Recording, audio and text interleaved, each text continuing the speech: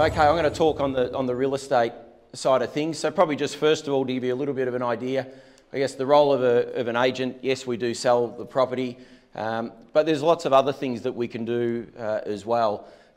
We can advise you on property values. You might be looking at a property, it may not be one that's on the market with us, but we can give you advice on that.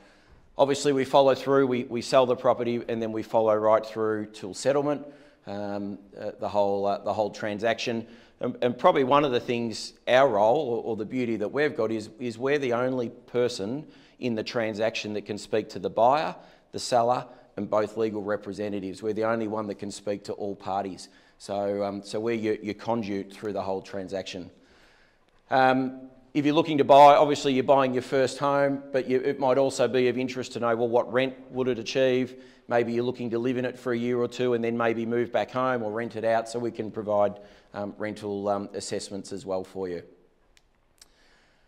As I said, we can provide opinions on price of other properties that are on the market, can assist buyers to make offers on properties for sale with other agents as well, so if you're wanting any advice around that. And I think that's probably one of my slides later on I say to you is build a relationship.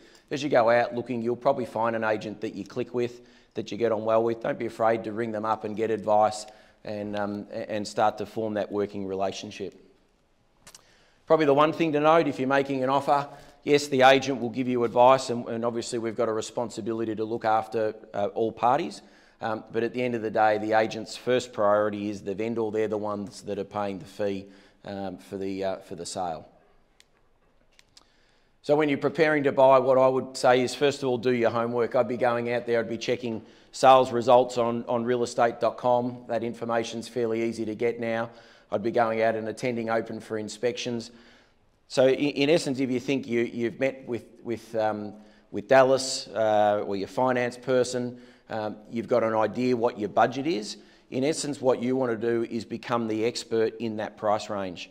So go to as many homes, even if they don't fully suit. If you've got a budget between 700,000 and 800,000, I'd be just going and look through as many properties as you can. And then as you start to see them sell, you'll start to get a bit of a feel. So then all of a sudden you'll see a property come on the market and you think, oh, I reckon that one's worth 780 or whatever, and you'll start to, in essence, you might almost know the value of the property better than what the estate agents will, because we're across the whole market where you'll be across a narrow portion of the market. For our organisation, you can register to get our SMS alerts.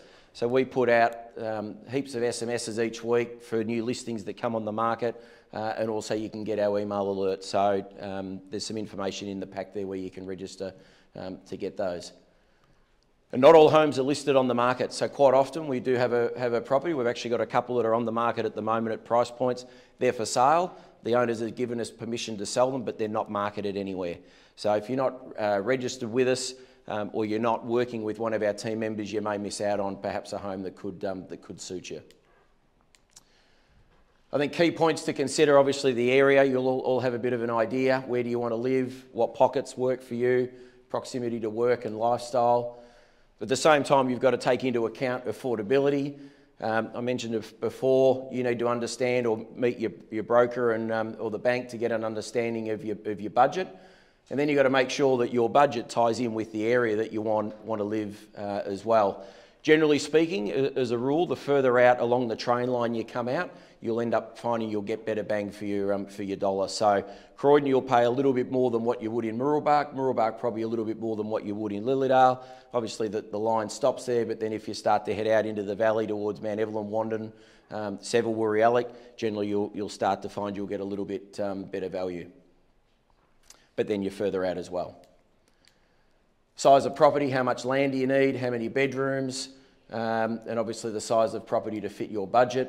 And I think have a realistic attitude. You know, the biggest thing that I'll say to you is just treat this as a stepping stone. This is not your forever home. You know, in essence, you just want to, it's what I call get on the bottom of the Ferris wheel.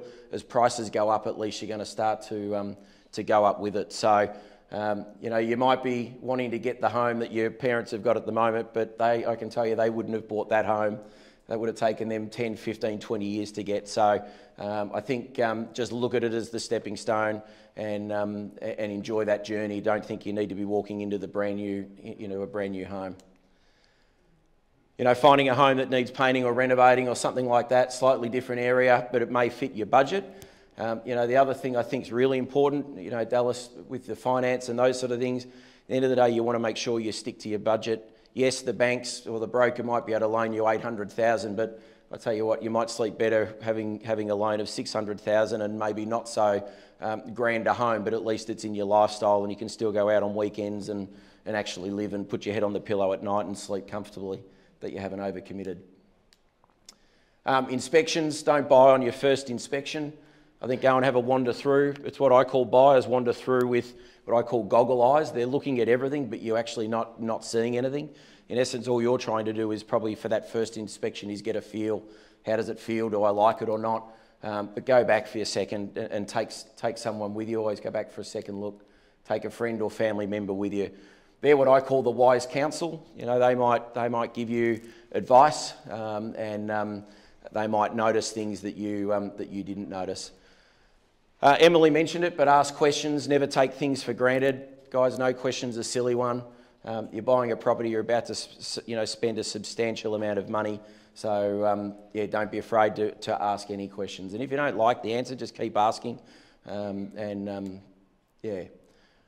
Avoid contacting the owner directly. That's not going to help in your purchase. And one thing I will say, I mentioned about take family member, listen to your parents for advice, but I think be careful as well. So I mentioned at the start of this presentation, go and look at as many properties you can, let's say between 700,000 and 800,000. So you've gone and looked at 25, 30 homes, you see the home that you like, you think this is the one. You take your parents for a look and this is the first one that they've gone to look at. They haven't looked at the other 30. They go through and they can it and tell you not to buy it. So you end up not buying it, but potentially a month or two later down the track, you think, I wish I had bought that home out of all the ones. So I think listen to their advice, but at the same time, they've got to either share the journey with you and so just something to be mindful of. Making the offer. So you've seen the home, you like it. At the end of the day, you've got to put your hand up. You've got to say to the agent, hey, I like it. How do I go about to make an offer? So look, there's different processes with technology now. Things have changed a little bit, but at the end of the day, you want to put your offer in writing, and I would suggest you pay an initial deposit. All right, you got to put forward just a verbal offer. At the end of the day, it's loose. There's nothing firm. When the agent speaks to the owner, if it's not in writing, if there's no deposit paid, there's no commitment, it really has no credibility. So put your offer in writing and pay an initial deposit. Price will make your own informed judgment. But at the same time, if you've looked at 25 properties, you've seen it, and you think this is the best home, and I'm not saying this because I'm an agent that sells houses, but don't be afraid to offer the full asking price. Because I've seen many buyers over the time that have tried to play the negotiating game, and all of a sudden they've negotiated back and forth, and then 2 days later, bang, another buyer comes along and they want to put an offer in. Now you're in a bidding war, and all of a sudden you may just miss out on the home that if you had just gone in and just bought it and paid the price, you could have got it and taken it off the market. So they're things just to consider. Keep in mind, the property is not yours. It's not sold to you until the contract is signed by both parties. So I've seen it before, and I've spoken to buyers over the time. They might have put an offer in with an agent. Yeah, it's ours. It's all accepted. It's all done. Okay, has the contract been signed? Oh, it's not being signed for 2 days by the vendor. Okay, well, just keep in mind that if another buyer rings up in those 2 days and wants to buy the property, the agent is obliged that they've got to let the owner know. So it's not done until it's done. At the end of the day, it needs to be signed by both parties. Multiple offers. So I mentioned about, all of a sudden you might get into a bidding war or you're competing. So multiple offers. And look, this is probably the most angst for buyers if you do get in this circumstance. In a market where it's been or was booming, we were probably having 50 to 60% of our sales at one point were under multiple buyers offering for them. So it can be stressful. All agencies do it a little bit different, and all I can say is ask questions to that agent. If you build a relationship with any of our team, you're welcome to ring us and we'll give you advice on how to handle that. One of the things we do though is we put advice to all buyers. If there's multiple offers, we actually have a letter that we fill in that explains the process and how it works. So I'll read it out here. It just says, we confirm our verbal advice that you are not the only purchasers who have or will be submitting an offer to purchase the above property. And we further advise that all other purchasers will receive a multiple offer letter, and they'll have the same opportunity as you to submit their best price. We confirm the owner's asking price is, and in order that there's no confusion, we advise the following. You should make your offer the highest amount you're prepared to pay for the property. Once all offers are submitted to the owners and they accept one of the offers and sign the contract, you will not have another opportunity to increase your offer. It may happen in some circumstances, depending on the offers received, that the vendors instruct us to go back to each buyer and ask if the buyer can pay more, often in the following circumstances. Offers are the same or close in terms of price and conditions, or offers are below the vendor's price expectations. But this is the important bit. But please don't expect the vendors to give you a second chance as a matter of course. Often one offer will stand out, might be significantly higher than the others, and the owners will just say, Greg, I'm happy with that offer, that's it, and they'll accept. So at the end of the day, if you do get in that multiple offer scenario, you certainly want to be making sure you're putting your absolute best foot forward. Says there, if you require finance, you may wish to obtain approval from the lender prior to submitting an offer. That may not be possible for yourselves, being a first home that you're buying. You probably will need to make your offer subject to finance. Documentation. So as part of your offer, you'll sign a contract. There's the vendor statement, section 32, and you'll get copies of all the documents you sign. Now, in your handout there, on one of the pages, I think it's probably the front page, there's a QR code. Yep, if you scan that QR code, we've just put samples in there for you to give you an idea of, well, what does a contract look like?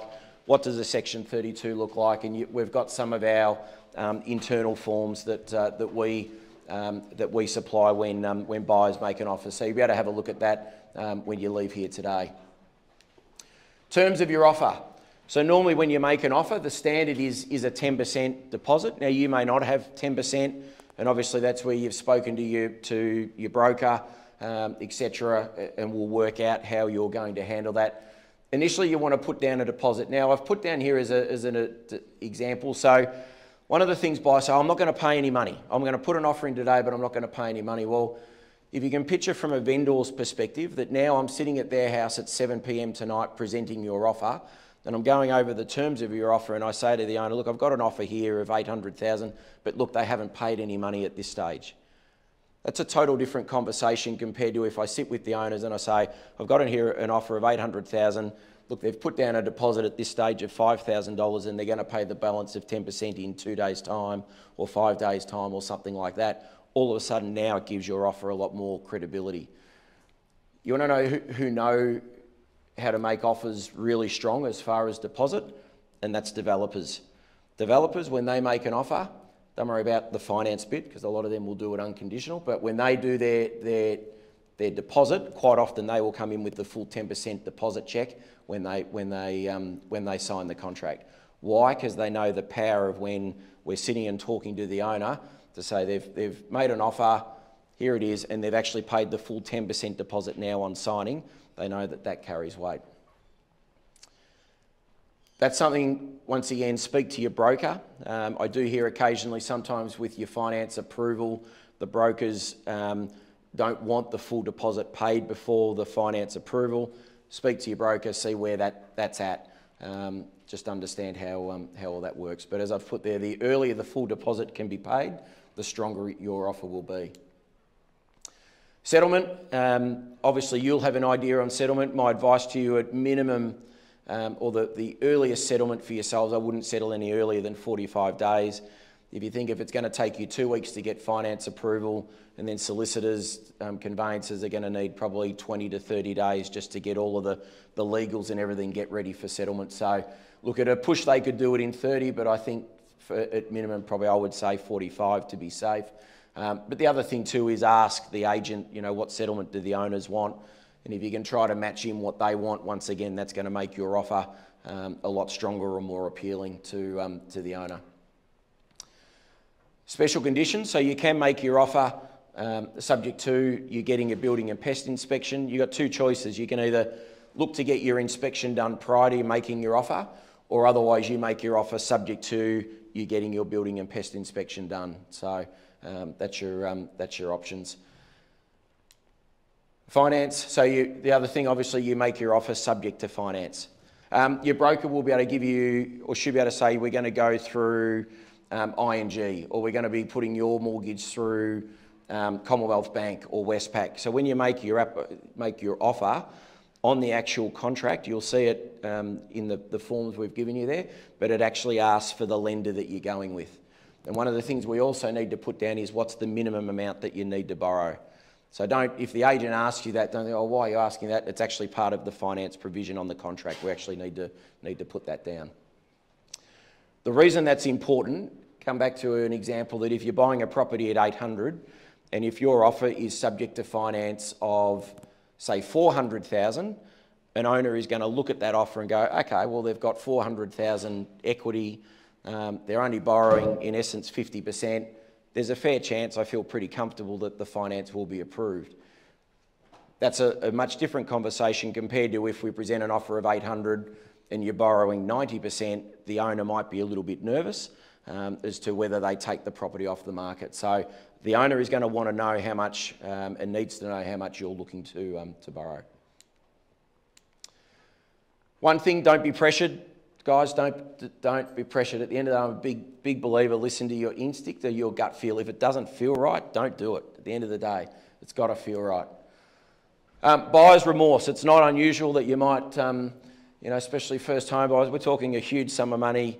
You make your offer, you put it in, you get the phone call that night, you've got it, and then you're lying in bed and you're like, holy moly, God, I've now going to have a mortgage of $600,000-700,000. How's it all going to work? Buyer's remorse is normal. I've put a little box of Smarties there.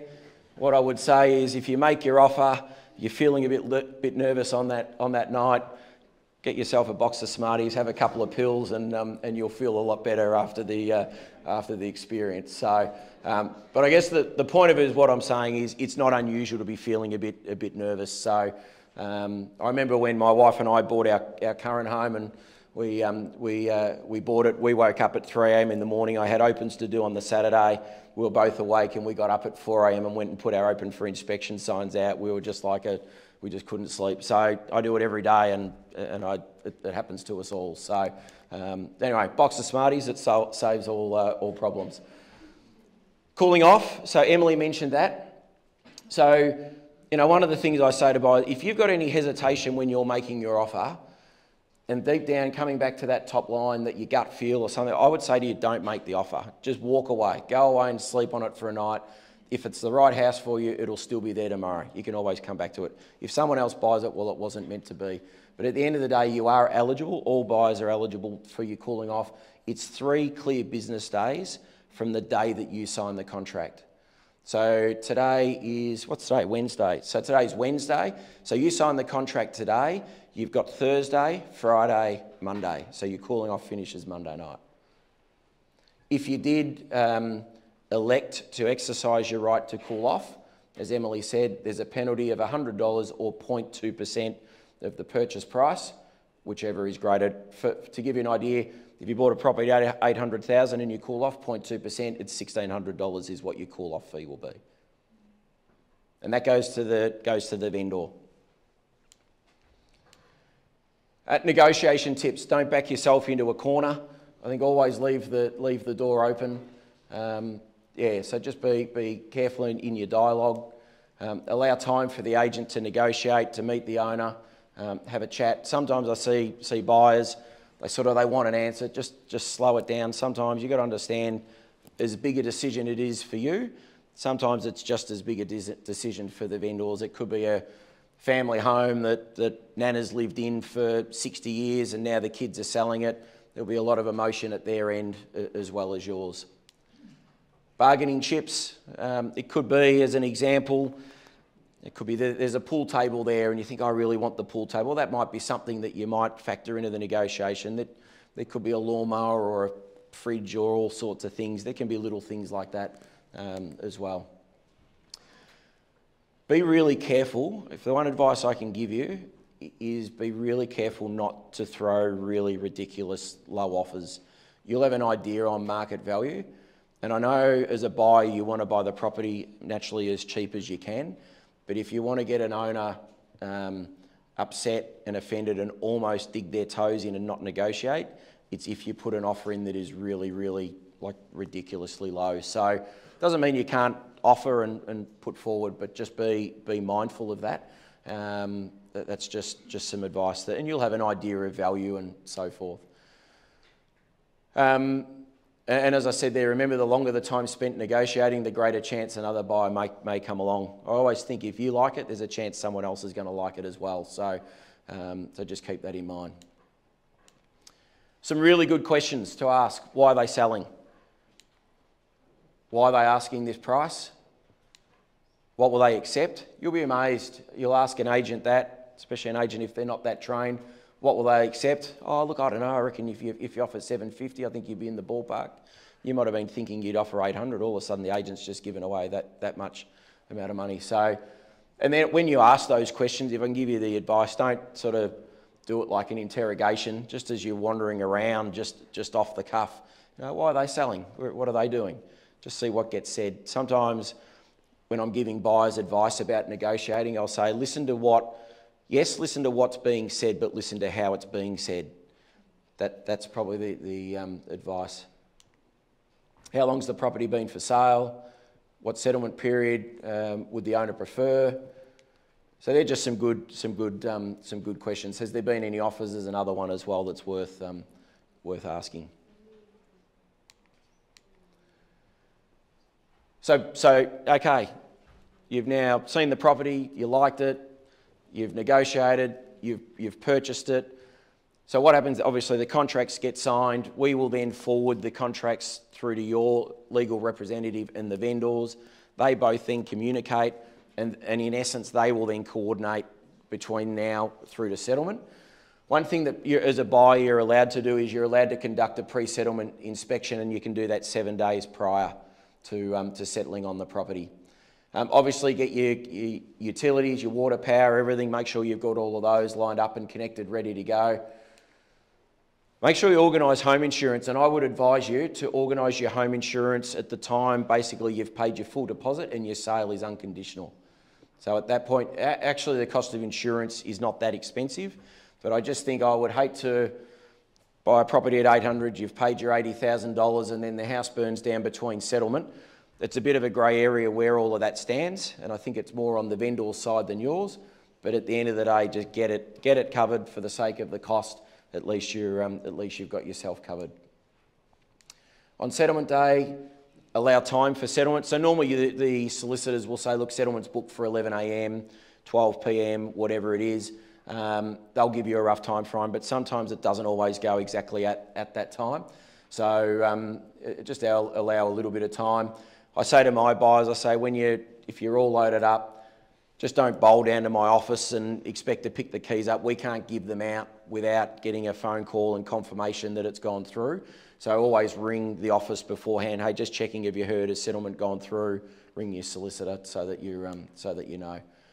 So it's all done electronically now through PEXA. Anyway, you don't have to worry too much about that. The conveyancers and solicitors handle that. And then you'll collect your keys from the agent and the office. So in summary, I think check your finance regularly. Make sure you're well and truly across that. Refer to your solicitor, conveyancer. Obviously ask, is it the house you want? Ask lots of questions. There's no questions a silly one, especially when you're signing contracts. If you haven't done it before, don't be afraid to ask. Make a time. I know this day and age a lot more things are done electronically and all of that, but if you feel you need to make a time to come in and meet with the agent, hey, say, can you run through, or go and see the solicitor, can you run through the Section 32 of the contract with me? They'll gladly do that for you. Do your homework. As I said, check all the properties in your price range. And finally, a home is its security. Provides enormous satisfaction.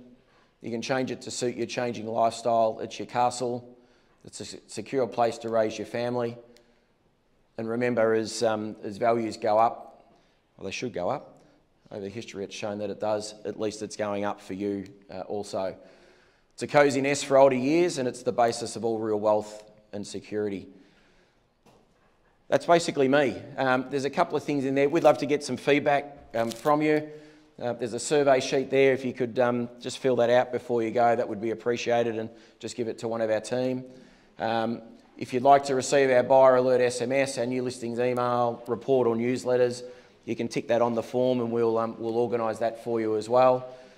Thank you for attending. We've actually got some hot food and some drinks and nibbles, so please hang around. We've got a number of our team at the back, and yeah, hopefully we can see you, photo here in front of the Soul board with big happy smiles in your first home very soon. So thanks for coming, drive safe home and have a good night. Thank you.